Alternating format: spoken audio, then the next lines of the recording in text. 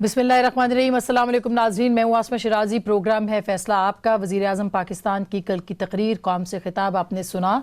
बहुत सारे उसमें सवालात हैं क्योंकि कल ही प्राइम मिनिस्टर ने कहा कि महंगाई नहीं होगी और आज ही आपने देखा कि तेल और जो ऑयल घी है उसकी कीमतों में बेशुबहा इजाफा जो है वो देखने को मिला है। सो क्या हुकूमत कंट्रोल कर पाएगी या नहीं कर पाएगी, ये सवाल अपनी जगह पे मौजूद है। ऑलरेडी खालिद मकबूल सिद्दीकी साहब जिनका ताल्लुक हुकूमत से है वो कह चुके हैं कि बहुत लेट रिस्पांस है, वफाकी हुकूमत ने बहुत देर से अपना रिस्पांस शो किया है और यही जो बाकी उनके लोग हैं वो ये बात कर रहे हैं। लिहाजा एक बड़ी वरीसम, एक बड़ी परेशान कुन सूरत हाल है इस वक्त कि होगा क्या, जाना किधर है, खास करके इस सूरत हाल में जबकि आलमी मईशत जो है वो भी डूब रही है।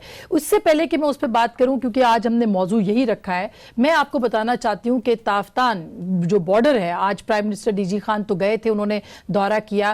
कुछ लोग कहते हैं कि वो कैंप में गए, कुछ लोग कहते हैं कि जहां पे लोगों को रखा हुआ था, और कुछ लोग कहते हैं कि नहीं गए। लेकिन बहरहाल हमने देखा कि प्राइम मिनिस्टर वहां पे गए और जालियों के पीछे उन्होंने लोगों से बातचीत की है। लेकिन ताफ्तान के अंदर जो सूरत हाल है वो बहुत ही दिगरगू है। 2800 से ज्यादा लोग इस वक्त वहां पे मौजूद हैं जिनको के कैंप नमा करंटीना के अंदर रखा हुआ है, जिसके अंदर एक छोटे छोटे कैंप के अंदर कई कई लोग हैं। मुस्तकिल वहां से वीडियोस आ रही हैं, मुस्तकिल वहां से मैसेजेस आ रहे हैं, मुस्तकिल वहां से लोग ये बता रहे हैं कि सूरत हाल नहीं ठीक और एक नया वुहान जो है वहां पे तैयार हो रहा है, यानी वायरस जो है वो वहां पे फैलने के खदशात कहीं ज्यादा बढ़ गए हैं। क्या होगा, हम एक थोड़ी सी आपको पिक्चर दिखाते हैं जो कि हमें कुछ लोगों ने वहां से बाइट्स भेजी हैं और जो वहां की सिचुएशन है वो आप जरा देखिएगा। ये मुख्तलिफ जगहों पर भी ये बाइट्स चल रही है, लेकिन हम आपको दिखाते हैं कि ताफ्तान पे इस वक्त सूरत हाल है क्या। देखिएगा जरा।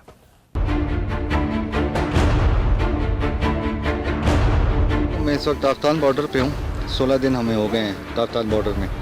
आप अंदाज़ा करें, ये गंदगी के ढेर देखें आप। ये देखिए, एक टेंट है, इसमें 4 बंदे रहते हैं इस टेंट में और सामान के साथ रहते हैं। मज़े की बात है, मैं आपको बताऊँ, हमें बिल्कुल ऐसे ट्रीट किया गया कि जैसे हम इस मुल्क के बाशिंदे नहीं हैं। हम वो लोग हैं जिन्होंने इमरान खान को तब्दीली के लिए वोट दिया और ये भी फख्र करते हैं कि हम वो लोग हैं जिन्होंने तब्दीली देख लिया। ये सामने लैट्रीन्स है, वाशरूम्स।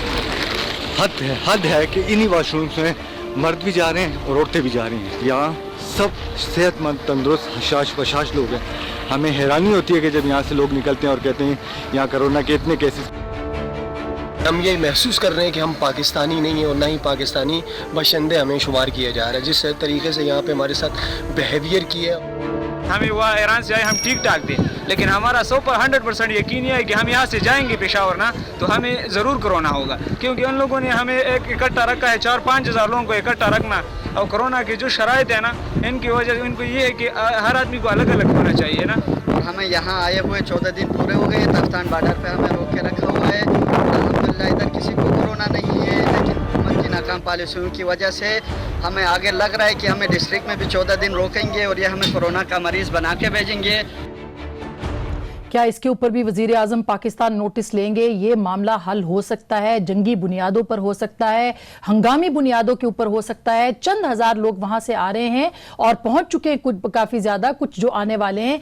क्यों नहीं वहां पे आर्मी के जरिए से लोगों को वहां से हेल्प आउट किया जाता, उनको मदद फराहम की जाती? ये एक बहुत बड़ा सवालिया निशान है इस वक्त बलोचिस्तान और वफाकी हुकूमत की कारकर्दगी और उनके जो इस वक्त के दावे हैं, नारे हैं उसके हवाले से। इसके ऊपर भी बात करेंगे। फिर दुनिया भर में जो वायरस है, जो प्राइम मिनिस्टर ने खुद फरमाया कि जदीद मुल्क है वहां पे भी सूरत हाल बहुत खराब हो गई है। इटली में 2500 से जायद लोग जो हैं वो जान बहक हो चुके हैं। अगर इटली जैसे मुल्क के अंदर ये सूरत हाल है तो हमारे मुल्क में तो वेंटिलेटर्स नहीं है, हमारे पास तो बाकी जो दस्तयाब चीजें होनी चाहिए, किट्स होनी चाहिए, वो भी मौजूद नहीं। तो क्या होगा? इस वक्त ब्लूमबर्ग कह रही है कि इस वबा के खत्म होने तक दुनिया को मुआशी तौर पर 2.7 खरब अमरीकी डॉलर के मुसावी नुकसान हो चुका होगा और एशियन डेवलपमेंट बैंक के मुताबिक उसकी तादाद थोड़ी सी कम है। ताहम यही एशियाई तरक्याती बैंक कह रहा है कि अगर ये 2 महीने तक जारी रहा, ये सूरत हाल रही, तो आलमी मईशत के लिए 76.6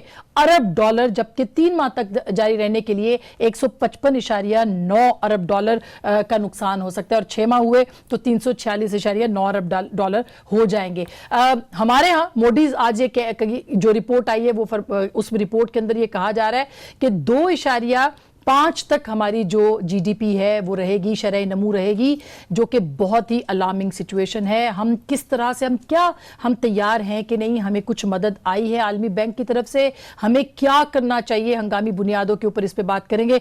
जनाब हारिस खलीक साहब हमारे साथ मौजूद हैं, जो कि HRCP यानी ह्यूमन राइट्स की जो हमारी कमेटी है उसके कमीशन के सेक्रेटरी जनरल हैं। हमारे साथ जनाब डॉक्टर आबिद सुलैरी साहब हैं, जो कि इकोनॉमिस्ट हैं, SDPI के सरबराह हैं। बहुत बहुत शुक्रिया। जनाब डॉक्टर फारूक सलीम साहब, अगेन एक बड़ा नाम है मईशत का, वो भी हमें ज्वाइन कर रहे हैं, और उन्होंने कहा कि मैं स्टूडियो नहीं आऊँगा, इसलिए वो इस वक्त हमारे साथ स्काइप पे मौजूद है। बहुत बहुत शुक्रिया डॉक्टर साहब आपकी तशरीफ आवरी का, और आप सब लोगों का भी। सबसे पहले मैं डॉक्टर साहब आपके पास आऊँगी कि ये जो सिचुएशन इस वक्त बनी हुई है और बन गई है, इसको हम किस तरह से ट्रांसलेट करें? क्या हम देख पा रहे हैं कि अगले 4, 5, 6 महीनों के अंदर हमारे मईशत के साथ क्या हो सकता है?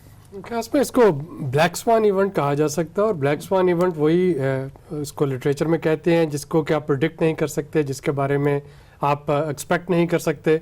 मे बी उसकी जो प्रोबेबिलिटी होती है होने की 1 in a million, लेकिन जब वो हो जाता है तो उसके जो एक्सट्रीम पॉजिटिव या नेगेटिव असरात हैं वो रहते हैं। सितंबर 11 जो था वो लास्ट ब्लैक स्वान इवेंट कहा जा रहा था। उसके बाद ये जो वायरस है इसको अगर आप सिर्फ देखें 15 दिन पहले तक की सिचुएशन पाकिस्तान के हवाले से देखें तो 15 दिन पहले यानी 4 मार्च को पाकिस्तान में सिर्फ 20 रिपोर्टेड केसेस थे उस वक्त, और उस वक्त तक अभी इसको पैंडेमिक का स्टेटस जो था वो हासिल नहीं हुआ था, आलमी वबा इसको नहीं समझा जा रहा था। लेकिन जितनी तेज़ी से ये फैला है, और अब यूरोप जो कि एक मोस्ट एडवांस्ड कंट्रीज़ वो अब इसका हब बन गए, तो अगेन ये एक लम्हा फ़िक्रिया है। यानी हम तो हमेशा अपने रिसोर्सेज को रोते रहते थे कि हमारा हेल्थ केयर सिस्टम जो है वो ठीक नहीं है, हमारे पास फंड्स की कमी है, हमारे पास इंफ्रास्ट्रक्चर की कमी है, रिसोर्सेज की कमी है।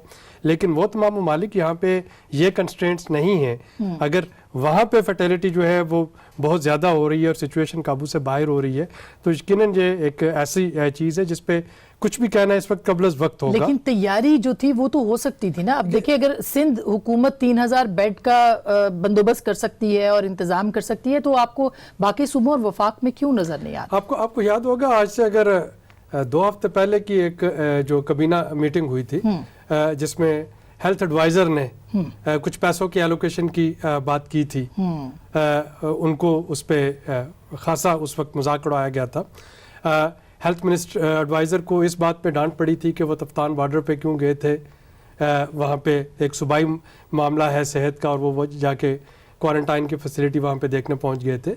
तो ये चीज़ें सारी वो जो है रिपोर्टेड है, और अगेन चूंकि ये एक ब्लैक स्वान इवेंट है, इसको आप एक्सपेक्ट नहीं कर पा रहे, तो सिंध गवर्नमेंट की दूरअंदेशी की हमें यकीनन दाद देनी चाहिए। और अभी भी उन्होंने कल जो एक बड़ा भारी फैसला किया लॉकडाउन का, एक किस्म का जो पार्शियल लॉकडाउन है, शॉपिंग मॉल्स की को बंद करना और बाकी दुकानों को बंद करना, इंटरसिटी जो ट्रांसपोर्ट को बंद करना। बिल्कुल। अब ये वो चीज़ें हैं जो अगर आम हालात में आप इस पर बात करें तो इस पर तमस्खर उड़ाया जाएगा, इस पे लोग कहेंगे कि बहुत ज़्यादा शायद कल प्राइम मिनिस्टर ने कह दिया हम लॉकडाउन नहीं कर सकते। वो इसलिए भी नहीं कर पा रहे ना। देखिए, अगर कंप्लीट लॉकडाउन करेंगे तो आप एक रेडी वाले का, एक साइकिल वाले पे जो फेरी लगाता है, एक जो डेली वेजर है, या तो हमारे पास इतना स्ट्रॉन्ग सोशल सेफ्टी नेट हो कि आप उनके लिए कुछ कर सके। यानी हम 3 लोग जो स्टूडियो में बैठे हैं, शायद हमारे पास तो ये लग्जरी है कि हम सेल्फ आइसोलेशन में चले जाएं, लॉकडाउन होकर बैठ जाएं, लेकिन उनके पास नहीं है। उनके पास आप एग्री करते हैं हारिस साहब? क्योंकि HRCP ने बड़ा स्ट्रॉन्ग आज एक लिखा है और बयानिया भी आपने दिया है, बयान दिया है कि लोगों को, खास करके वर्कर्स को जो है उनको भी प्रोवाइड किया जाए। जो आम मजदूर है, जो कि बेचारा बाहर काम कर रहा है, उसके लिए भी रियासत को काम करना है। रियासत कर सकती है आपके ख्याल? बिल्कुल कर सकती है अगर तरजीहात मुख्तलिफ हों। और मेरा ख्याल है कि इस किस्म के जो वाक़यात हैं, बजाय उनको महज ये देखने के कि हमें गुनाहों की सज़ा मिल रही है, हमारे कुछ करतूतों की भी के नतीजे में मामलात ज़्यादा ख़राब होते हैं। हमारी मईशत जिन खदोखाल पे उस्तवार है, वैसे तो डॉक्टर आबिद सुलैरी का सब्जेक्ट है, ये माहिर हैं, लेकिन मैं बहैसियत शहरी के और एक माइनर स्टूडेंट के ये अर्ज़ करूँ कि जिन खदोखाल पे हमारी मईशत उस्तवार है, उसमें मरकज़ में आवाम की फलाह बहबूद नहीं है। स्टेबिलिटी और ग्रोथ के नाम पर आप जो मैक्रो इकनॉमिक इंडिकेटर्स को दुरुस्त करने की कोशिशों में लगे हुए हैं, उससे आवाम की हालत ज़ार आम हालात में ही जब इतनी ख़राब है, اور جیسے ڈاکٹر صاحب فرما رہے ہیں بالکل ٹھیک فرما رہے ہیں, یہ جو ریڑھی والے ہیں یا یہ جو دہاڑی دار مزدور ہیں ان کے ہاں فاقے شروع ہو چکے ہیں آلریڈی پہلے, یہ تو کورونا چونکہ یہ نہیں ابھی یعنی اس سے پہلے تو حالات ان کے بہت دگرگوں تھے, لیکن اب وہ شروع ہو چکا ہے معاملہ. چونکہ اگر فرض کریں کہ پاکستان کراچی میں جو پاکستان کا سب سے بڑا شہر ہے, وہاں اگر تمام تعلیمی ادارے اور تعلیمی اداروں کے ساتھ بازار اور بازاروں کے ساتھ پبلک سپیسز اگر بند ہیں تو ان کے باہر جو کوئی مکئی بیچتا تھا, مکئی بھنے ہوئے چنے اور چھلیاں اور بھٹے, تو وہ اور اس پہ گھر چلاتا تھا, تو اس کے گھر تو فاقہ ہے. بالکل اسی طرح سے اگر آپ یہ دیکھیں کہ جو لوگ جو ڈیلی کے ایسے ڈیلی ویجرز ہیں, دہاڑی دار مزدور ہیں, وینڈرز کے علاوہ یعنی ٹھیلے اور ریڑیاں لگانے والوں کے علاوہ جو چھوٹی موٹی دن کی نوکری کرتے ہیں, وہ کیسے اپنا گزارا کریں گے؟ اس کے لیے بالکل کر سکتی ہے ریاست, کرنا چاہیے.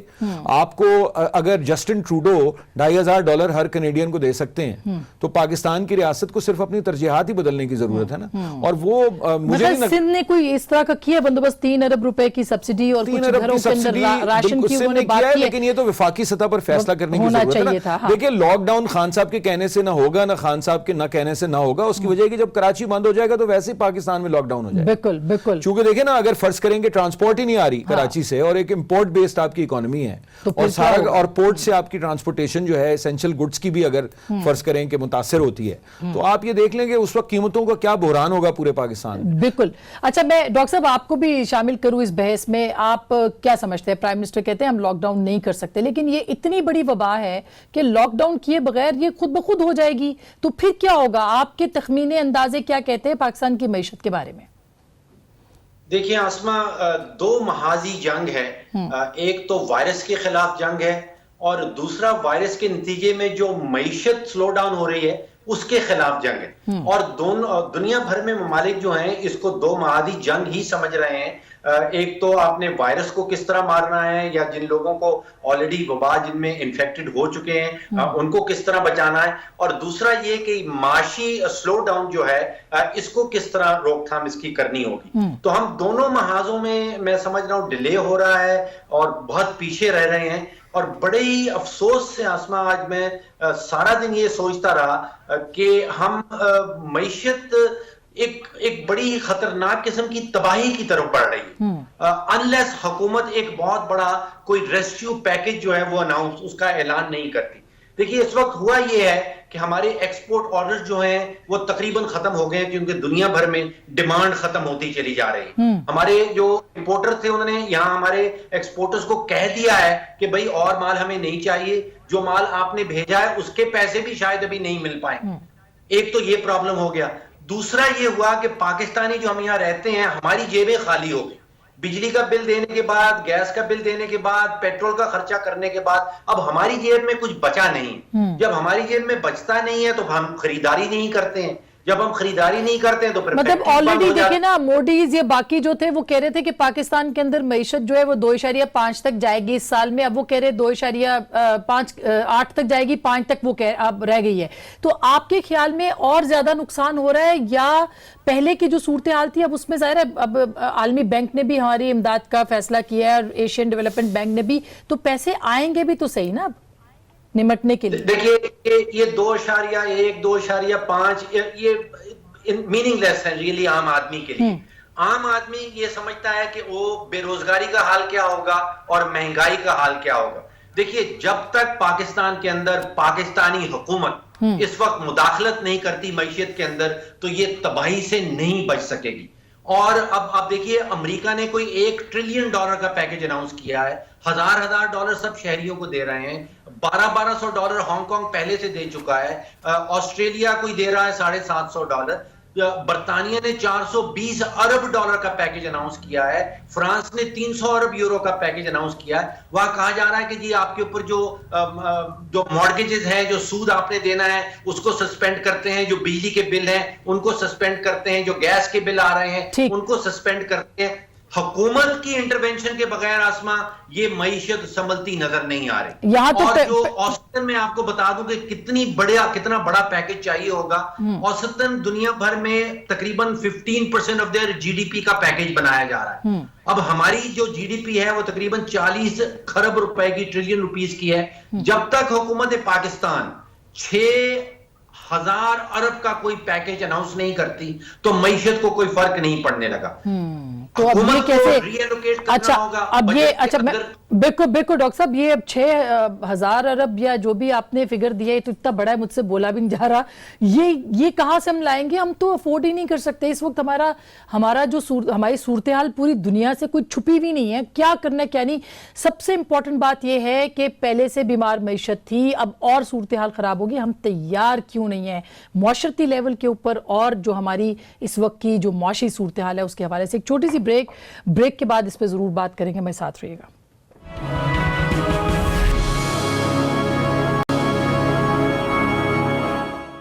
वेलकम बैक नाज़रीन, एक दफ़ा फिर आपको खुश आमदीद कहते हैं। डॉक्टर साहब, हम बात कर रहे हैं, ज़ाहिर है कि इस वक्त मईशत सबसे बड़ा मसला है। खैर, कल प्राइम मिनिस्टर ने कहा कि ज़ख़ीरा अंदोज़ी वालों को नहीं छोड़ा जाए। आज ही पता चला कि घी और उसकी ऑयल की कीमतें जो हैं वो बढ़ गई हैं और काफ़ी ज़्यादा बढ़ गई हैं, और चीज़ें भी अब लोग रिपोर्ट कर रहे हैं कहीं कहीं कि नहीं दस्तयाब। ये जो गवर्नेंस के इश्यूज पहले से मौजूद थे उससे क्या और नुकसान नहीं होगा और मईशत को भी उससे नुकसान नहीं होगा? देखिए, मेरा ख्याल है मैं थोड़ी देर के लिए अब मईशत से निकल के मुआशरत की तरफ बात करें। बिल्कुल, तो ये मुआशरती रवैये हैं और ये सिर्फ आपको पाकिस्तान में नज़र नहीं आ रहा है। आप इंग्लैंड की रिपोर्ट्स देख रहे होंगे कि वहाँ पे टेस्को और सैन्सबरी और मॉरिसन्स, वहाँ पे सारी शेल्फ जो है वो खाली हो चुकी हैं। लोगों को टिश्यू पेपर्स, टॉयलेट पेपर्स जो हैं वो नहीं पैनिक है ना, पैनिक है। हाँ। अब होता ये है कि जब भी आप इस तरह की एक सिचुएशन, और ये कम से कम जो हमारे वाली जनरेशन है, ये अल्हम्दुलिल्लाह के उन्होंने इससे पहले किस तरह की कोई वबा जो थी वो देखी नहीं थी। आखिरी जो वबा लोग पढ़ते थे वो ताउन था कि ताउन के बारे में प्लेग में क्या हुआ, उसके बाद आपने इस तरीके से ये वबा नहीं देखी है।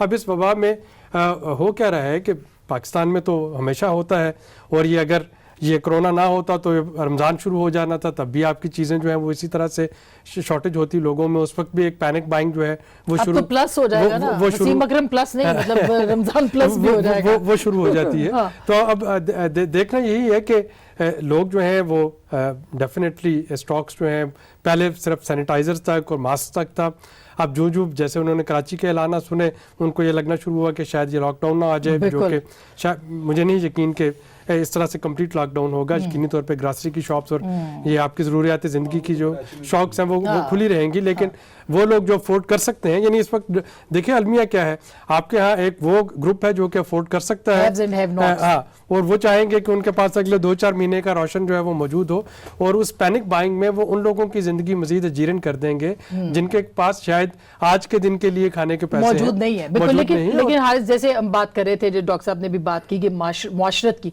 जो बड़े तरक्की याफ्ता मुआशरे हैं वहाँ पे तो इस बात के ऊपर गौर किया जाएगा, लेकिन हमारे यहाँ नहीं। मसलन एक छोटी सी बात है, चाइना ने इसके ऊपर जो है वो अमल दरामद किया भी और वो जल्दी से निकल भी रहे, लेकिन वो कौम बन के उन्होंने सोचा है। क्या आपको लगता है कि हमारे यहाँ हम कौम बन के इससे लड़ने को तैयार है? क्या लीडरशिप की क्राइसिस आपको नजर आ रही है या है और हम उसका फायदा नहीं उठा रहे बहैसियत कौम?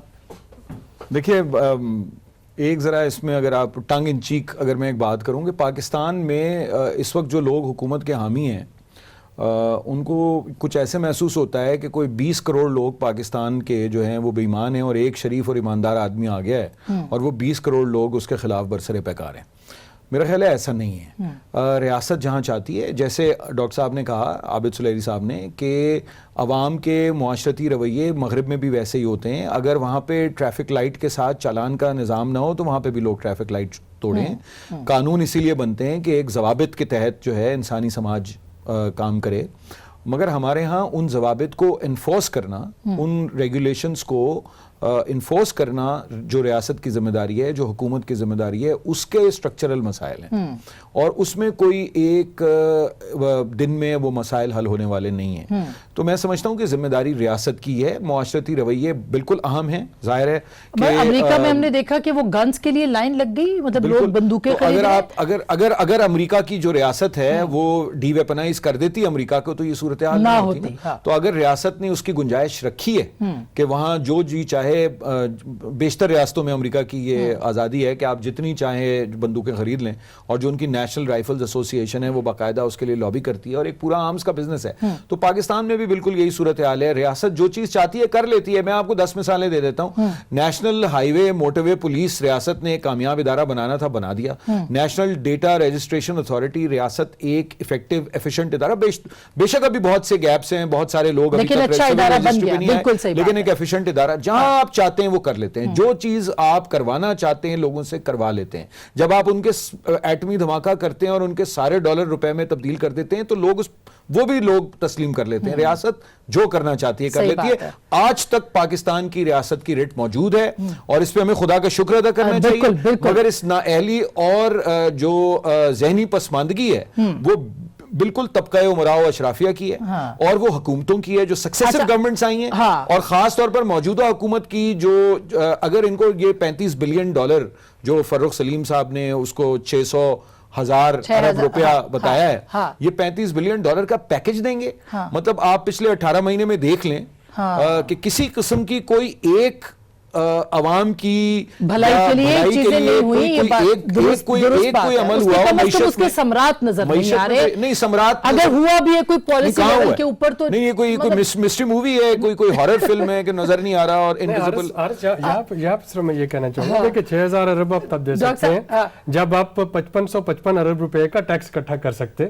اگر آپ ٹیکس نہیں, وہ بھی تو حکومت نہیں, لیکن دیکھیے نا کہ وہ تو ٹیکس جتنا پہلے کر رہے تھے اس سے بھی کم کر رہے ہیں, تو پھر اس میں 6,000 ارب کی گنجائش. لیکن میں صرف ٹیکس اکٹھا کرنے کی بات نہیں ہے, جہاں کہاں انویسٹمنٹ کرنی ہے کہاں نہیں کرنی, کیا آپ کی ترجیحات ہیں اس کی بات ہے. آپ یہ سڑکوں کی چنگی پہ پورے ملک کی اکانومی نہیں چلا سکتے 22 کروڑ کی. آپ کو زرعی انقلاب کی ضرورت ہے, صنعتی انقلاب کی ضرورت ہے. کل پرائم منسٹر نے کہا ڈاکٹر صاحب کہ IMF کو ہم کہتے ہیں کہ ہمارے قرضے معاف کر دیجئے وغیرہ, جو بھی پہلے تو ہم 200 ارب ان کے منہ پہ مار رہے تھے, $200 بلین درخواست کر دی ہے. پہلے تو ہم یہ کہہ رہے تھے کہ ہم ان کے 2 دن میں ہم واپس کر دیں گے انہیں, اب ہم ان سے معافی مانگ رہے ہیں. جی تو ڈاکٹر صاحب اس سے آپ اپنی معیشت کے پالیسی سازوں کا اندازہ لگا لیں. صرف ایک پرائم منسٹر کی بات نہیں ہے, پورے نظام کا مسئلہ ہے یہ. ڈاکٹر صاحب کیا یہ ممکن ہے کہ IMF ہماری درخواست کے اوپر غور کرے اور وہ کہے کہ ہاں, ہم نے تو یہ بھی کہا کہ ایران کو بھی جو ہے ان کو بھی, خیر یہ اچھی بات ہے کہ کم از کم کسی نے بات کی کہ ان کے ساتھ کیا ہو رہا ہے, وہاں پہ اتنے لوگ مر رہے ہیں, لیکن ایسا ممکن ہے کہ IMF ہمیں ریلیف دے؟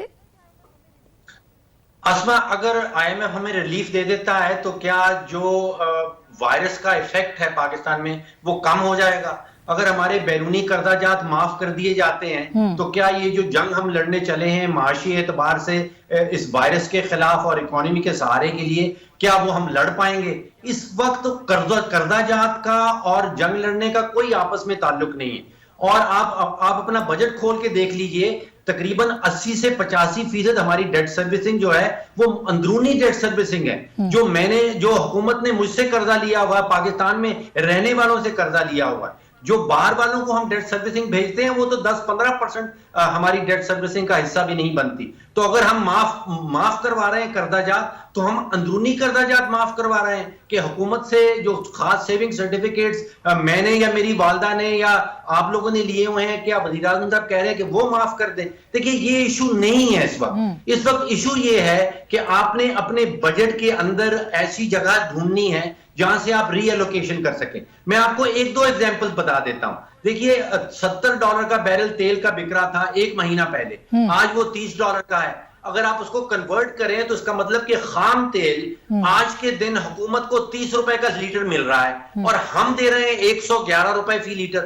آپ خام تیل میں کچھ کچھ اخراجات جمع کر لیں, لیکن 30 روپے کہاں اور 111 روپے کہاں؟ 3 سے 4 ارب روپیہ روزانہ کا میرے تخمینے کے مطابق حکومت کے خزانے میں جمع ہو رہا ہے صرف تیل کی مد میں. اب مجھے ایک صاحب بتا رہے تھے کہ پورے ملک میں صرف 2400 وینٹیلیٹرز ہیں. میں گھبرا گیا وہ سننے کے بعد کہ 2400 وینٹیلیٹرز ہیں 21 کروڑ کی آبادی. ہاں ایسا ہی ہے. اب وہ 12 ارب रुपए کا ایک وہ ڈیم کا فنڈ پڑا ہوا ہے. اگر وہ 12 ارب रुपए کے ہم نے وینٹیلیٹرز لے لیے ہوتے تو 4000 مزید وینٹیلیٹرز اس کے اندر جمع ہو جاتے. اچھا ایک بڑی خبر آپ کو بتاؤں کہ اسپین نے کورونا وائرس کے نتیجے میں جتنے بھی پرائیویٹ ہاسپٹل تھے ان سب کو نیشنلائز کر دیا. بالکل. تو اس قسم کا کوئی اقدام پاکستان میں بھی لیا جا سکتا ہے. اچھا پیسے ہیں ہم تو پرائیویٹائز کر رہے ہیں سرکاری اسپتال. ہم تو سرکاری. اچھا میں پیٹرول کی قیمتوں پہ آپ نے بڑا زبردست سوال اٹھایا ہے کہ آلریڈی جو ہے 30 روپے کا پیٹرول ہم 111 روپے فائدہ اس پہ پروفٹ جو ہے وہ گورنمنٹ کو دے رہے ہیں. وہ پیسے ہیں کدھر؟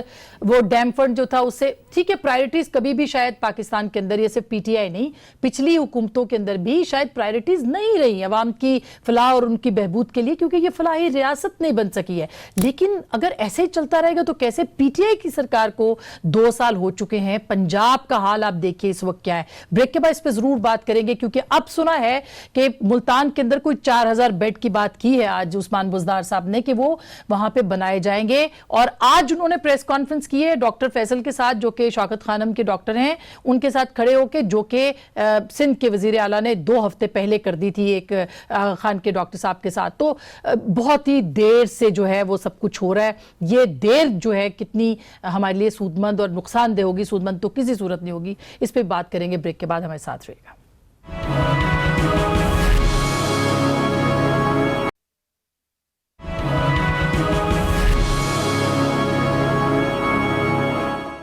ویلکم بیک ناظرین. ایک دفعہ پھر آپ کو خوش آمدید کہتے ہیں. ڈاکٹر صاحب پروگرام کے آخری حصے میں ترجیحات کیا ہونی چاہیے خاص کر کے یہ جو ہم کہہ رہے ہیں کہ چین سے لوگ نہیں لائے گئے تھے تافتان میں آ گئے اور ایک بڑا پروپیگنڈا ہو رہا ہے خاص کر کے زلفی بخاری صاحب کے حوالے سے کہ انہوں نے شاید اجازت لے کے دی ہے کہ لوگوں کو. تو یہ پاکستانی شہری ہیں ان کو لانا نہیں چاہیے تھا. دیکھیے اس میں میرا خیال ہے یہ پروپیگنڈا یہ اس ایشو پہ سیاست نہیں ہونی چاہیے. دیکھیے چائنا کے ہیلتھ کیئر سسٹم کو آپ ایران کے ہیلتھ کیئر سسٹم کے ساتھ کمپیئر نہیں کر سکتے. چائنا کی گورننس کو کسی بھی اور ملک کی گورننس کے ساتھ کمپیئر نہیں کیا جا سکتا.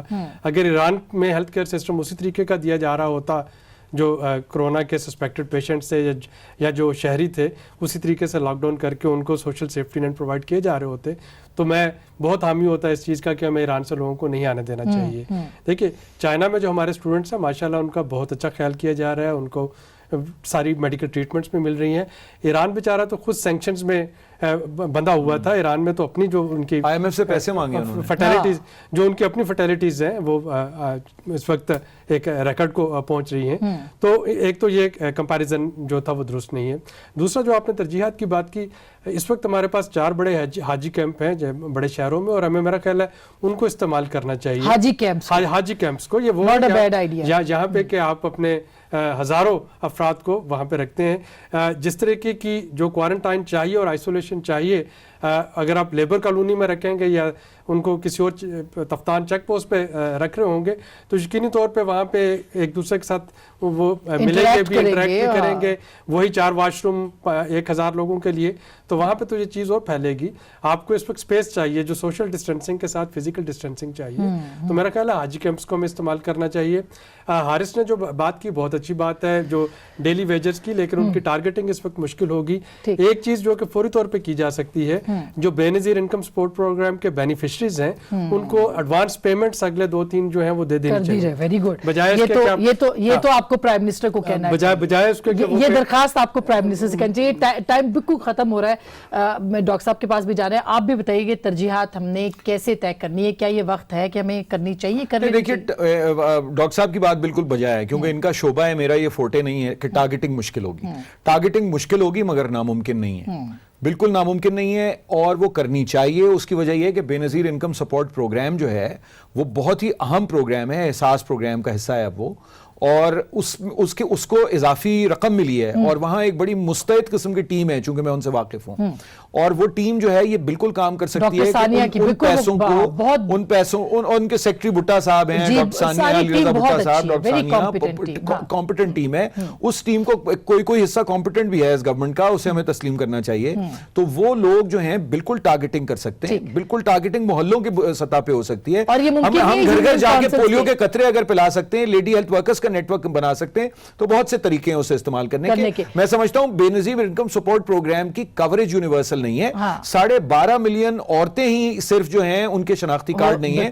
تو آپ یہ اندازہ لگائیں کہ صرف بی آئی ایس پی تک محدود نہیں رہنا چاہیے, ان کی بات کو آگے بڑھانا چاہیے. ڈاکٹر صاحب آپ کو کیا لگتا ہے ترجیحات کیا ہونی چاہیے؟ دیکھیے اسما, ترجیحات کا ذکر جتنا مرضی کر لیں, اقدامات کا ذکر کر لیں, جتنے مرضی اقدامات پرپوز کر لیں, جب تک اس کے پیچھے پیسہ نہیں ہوگا تو وہ نعرہ صرف نعرہ رہ جائے گا. وہ ترجیحات صرف ترجیحات کی بنیاد تک رہے. جب تک آپ فنڈ ایلوکیٹ نہیں کریں گے, پیسہ بولتا ہے اور کوئی چیز بولتی نہیں. ابھی تک صرف میں نے ایک فنڈ سنا ہے جو سندھ گورنمنٹ نے کہا ہے کہ 3 ارب روپے کا ایک فنڈ کریٹ کر رہے ہیں. وفاقی حکومت نے ابھی تک وہ یہی کہہ رہے ہیں کہ جی وہ 18ویں امینڈمنٹ کے بعد صوبوں کا معاملہ ہے, صوبے والے کہتے ہیں وفاق کا معاملہ ہے. یہ بحث ختم ہو جانی چاہیے. سب سے پہلے آپ فنڈ کریٹ کریں وائرس سے لڑنے کے لیے, کم از کم 50